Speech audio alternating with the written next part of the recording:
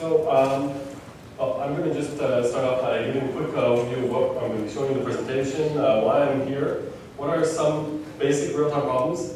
I'm a developer of Trace Compass, and I'm going to be showing how Trace Compass can help deliver some solutions to these problems. Time permitting, there are demos. I might speak a little fast. I move the mouse a little fast in these demos because I know that everyone's hungry. And Q&A, and I'm going to be available all week also for more Q&A. Okay, so who am I? First of all, I am a Trace Compass developer. I've been working on Trace Compass since it was a TMF inside of Linux tools. And I have been, I do work in Montreal at Ericsson. So I work in the same area code as the Code Technique and as Ericsson. So that, as Ericsson, of course, but as Officious also. But that means that, you know, we get to work all together, which is really fun. We get to have a tighter team that way. So that's who I am, and I'm really glad to be working on Trace Compass. Here's the question: why is Ericsson working on it? So Ericsson is a company that's working a lot on open source. They have over 100,000 employees, and so open source will do three things. First of all, it avoids vendor lock-in, which is always good. Second, it will save money on licensing. But that's not as important as the third one, which is that it gives us agency. If someone has a problem, we can fix it faster. If you're in a closed source solution, we give a request, and then the company will do it on the deal. And we're actually really lucky to be able to help people out like this, and it feels absolutely wonderful. So, what is Trace Compass? Essentially, we're a trace viewer. It's a trace viewer. We basically will be able to take data in, aggregate it, basically mux it together, make sure that the time works, and then we can have it run certain analyses. It can read some large traces, and its job is to try and make people's lives easier. So let's get on to some real-time problems. Show of hands, how many people have heard that line already today? Well, or yesterday. Late data is bad data. Your pacemaker that comes 2 minutes late, that's bad. Your rocket that gets a correction after it crashes is bad. So you have so we want to figure out some ways to find some latencies here. Now, we have some timing analyses. This is pretty fun. We can therefore find data that's, or we can find issues with just time, not with the payload of the events. And this also has, we wanted to focus on three major problems. They are courtesy of Thomas, who I believe just escaped. There's intermittent missed deadlines. Now, this is a bad one. Basically, your thing works perfectly, until you demo it. And then something goes horribly wrong. Then there's general understanding. You want to know what's going on in your system.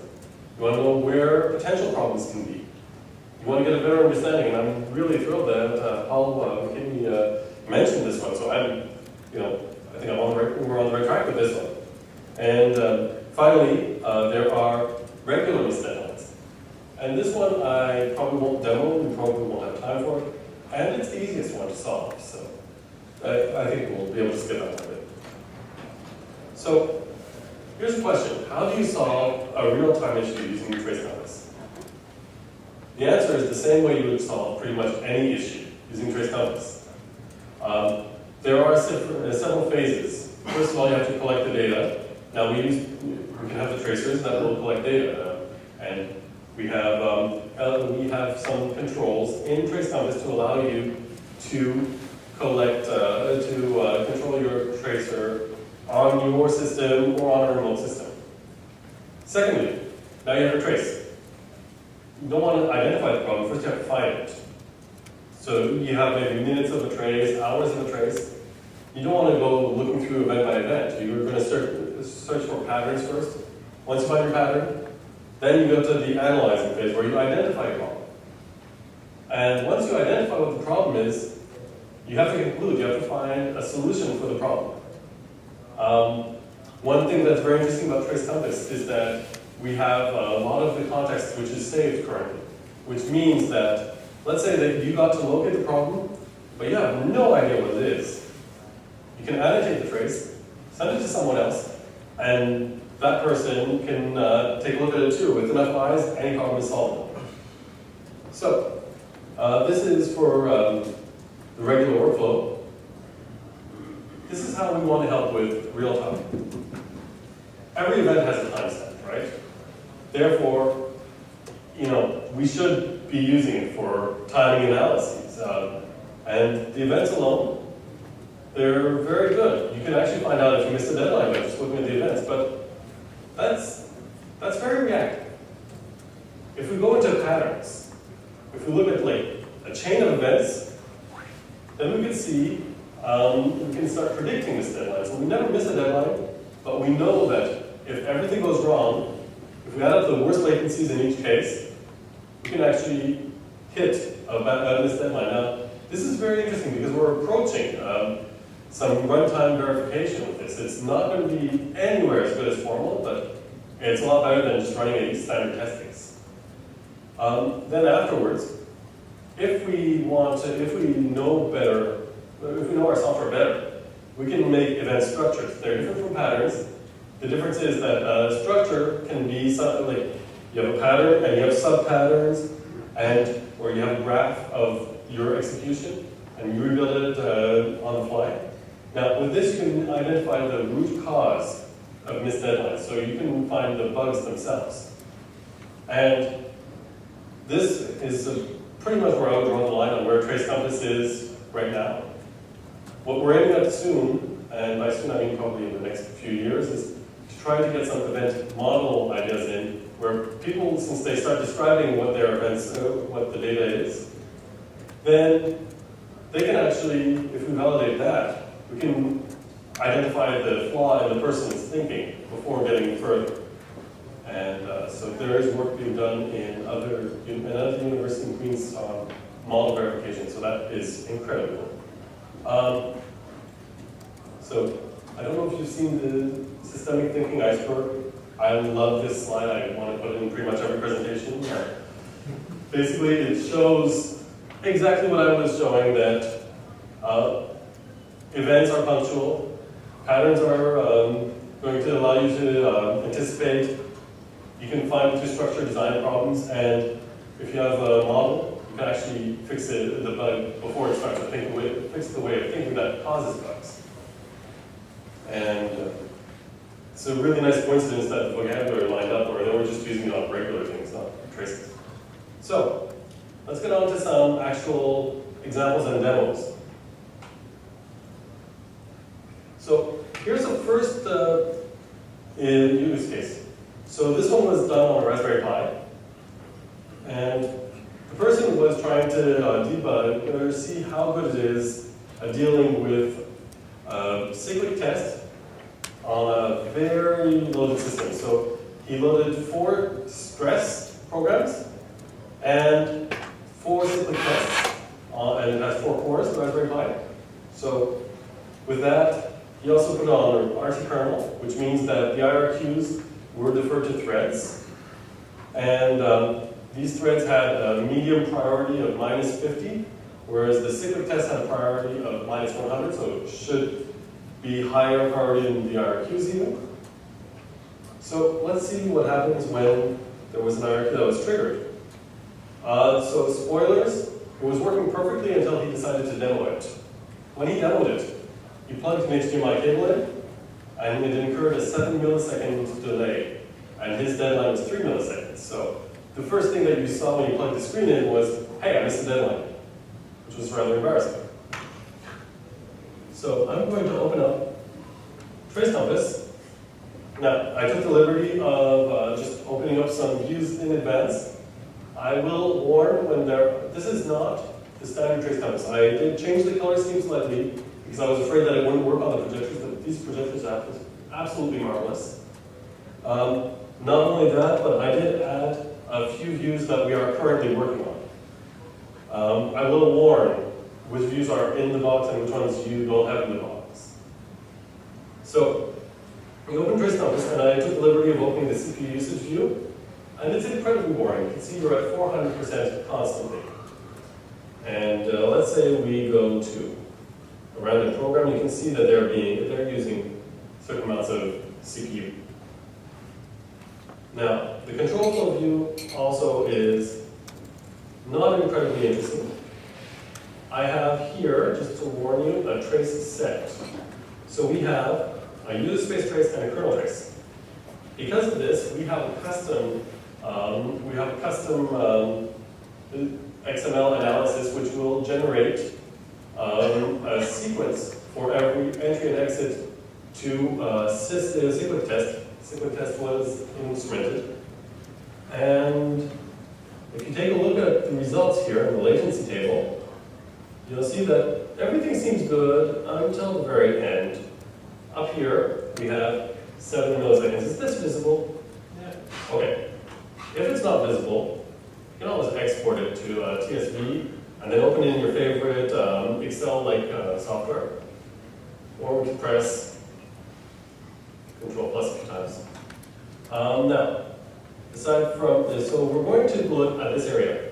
What we did now is we reduced the trace time that we have to look at from about 2 minutes to 8 milliseconds, or 7 milliseconds. I'm going to say 8, I'm going to give a little slack.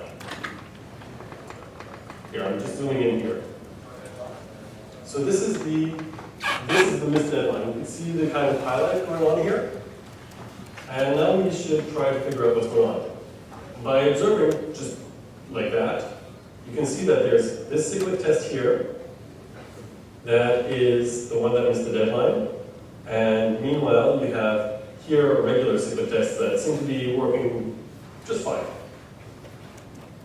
I'm going to also look at, so now what I also added was few text analysis. This is something that we've worked on for a little while. And because, if something's missing deadline, maybe it's blocked. But as you can see, I'm sure Sebastian will be proud, we didn't have many few texts in the system, or if we did, there was not much contention. We only have 4 few texts, and the largest one is 13 microseconds. So that would not explain the 7 millisecond delay. So let's try something else. Now we know that this guy's the problem. By looking at the detailed events view, we can see that this is on CPU number 3. Everyone see it here? So now we go to resource view, and we'll look at CPU 3. What's hogging CPU 3? IRQ 154 HPD. Now, I wasn't sure what IRQ 154 HPD was, so I Googled it. It's the hot product demon. Well, it kind of makes sense. Put something in. But why is the IRQ preempted?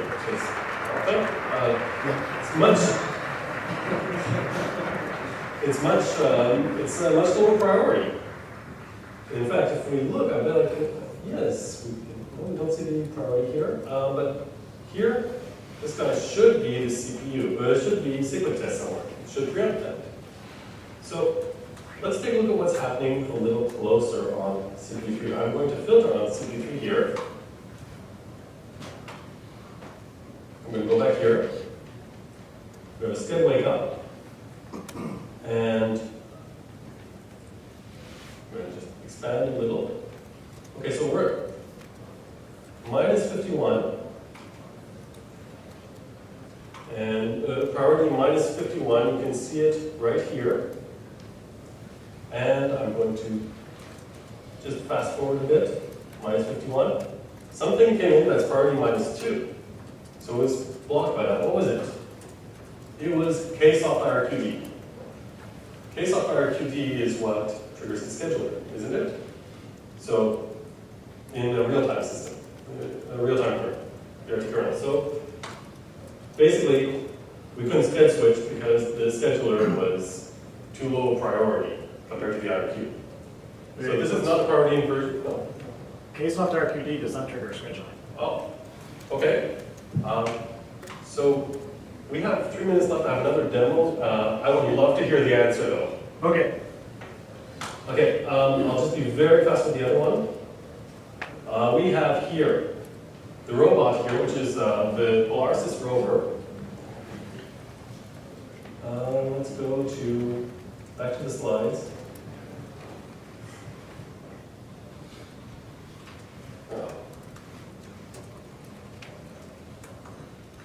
So this was what my conclusion was. I am very looking forward to updating that conclusion. So this slide I love because I get to put other logos than Ericsson because we were collaborating with the Canadian Space Agency on this. This is a robot that's going to be used for prototyping their software that's going to be used to control robotics in space. And we're using it as a platform to test real-time systems so that we can actually have an example that we can test and deliver to open source without worrying about IP conflicts.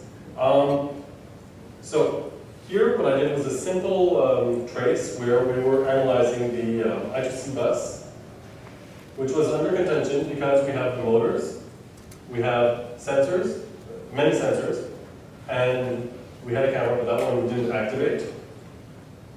But I figured that the I2C bus would be under a lot of contention, especially that it's not the fastest bus out there. So here's the regular trace. We don't need to look at that very much. I'm going to skip to the good stuff. I'm going to open the in and out charge. And this was really fun. This one, I added a basic analysis for potential blocks using user space information. And I added the Futex analysis to it so we could see how the real blocks work. And we had all of our tasks that were scheduled at the same period. So we ended up having harmonics of each other. So we would have regular blocking. So we can see here that, for example, I thought that this is going to be horrible. Turns out that I2C, it just buffers the data. So we didn't have that much blocking. We actually just had, in reality, what I was expecting was something bad, and we had under 10 microseconds of contention on something that was trying to break things. So this was actually really fun as a negative test that I was able to say, oh, well, my assumption was broken here. And that was thanks to the tracing that I better understood the system. I'll get to, I think I have probably negative 1 minute left.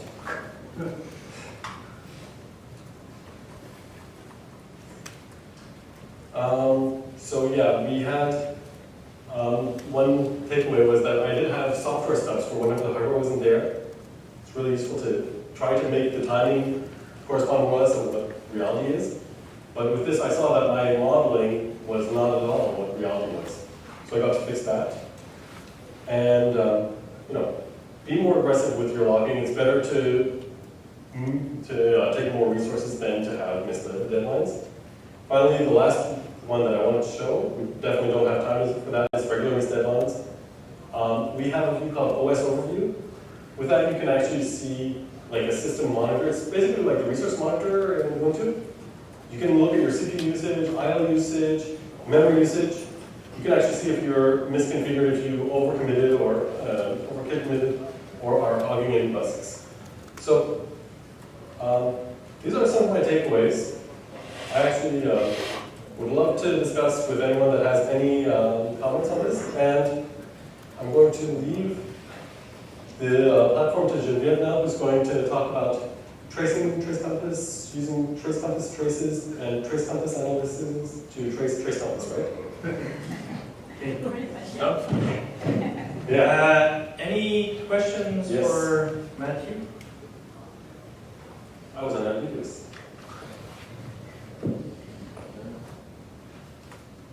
So what you did is you put the pre-owned RT on the Raspberry Pi on the rover. Yes, I did. We have Trimmed RT, and it is also connected with MQTT, so it's IoT compliant. Which version of Preempt RT? Was it 4.4 or 4.4 or 4.6? I do not remember. It's a new one. Okay. Okay, thank you, Matthew.